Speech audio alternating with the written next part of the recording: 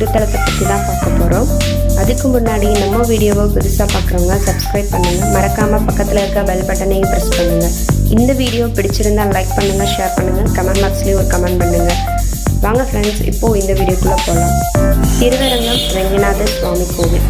ஸ்ரீரங்கம் ரெங்கநாதர் கோவில் 108 வைணவ திருத்தலங்களும் முதல் திருத்தலம் ஆகும். இங்குள்ள ராஜகோபுரம் தென்னிந்தியாவிலேயே பெரிய கோபுரம் ஆகும்.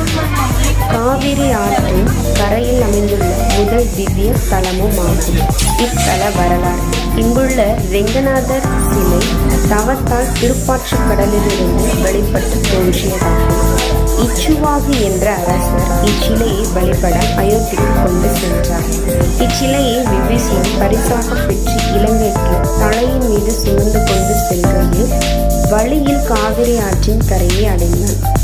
அங்கு சிலையை இறக்கி வைக்கக்கூடாது என்று எண்ணி பக்கத்தில் உள்ள ஆடு மேய்க்கும் சிறுவனிடம் கொடுத்து தரையில் வைக்காமல் தலையில் வைக்குமாறு கூறி இளைப்பாறினார். அச்சமயம் சிலையை சிறுவன் கீழே வைத்து விட்டான்.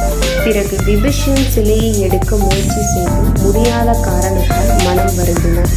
அச்சமயம் சிறுவனாக வந்து சிலையை தான் கீழே வைத்ததாக விநாயகர் கூறி மறைந்து விட்டார். அதற்கேற்ப பெருமாளும் காவிரி ஆற்று கரையில் இருக்க விருப்பம் தெரிவித்ததன் பேரில் அப்போது சோழ நாட்டை ஆண்ட மன்னர் தர்மவர்மன் சோழர் அச்சலையை சுற்றி கோவில் கட்டினார்.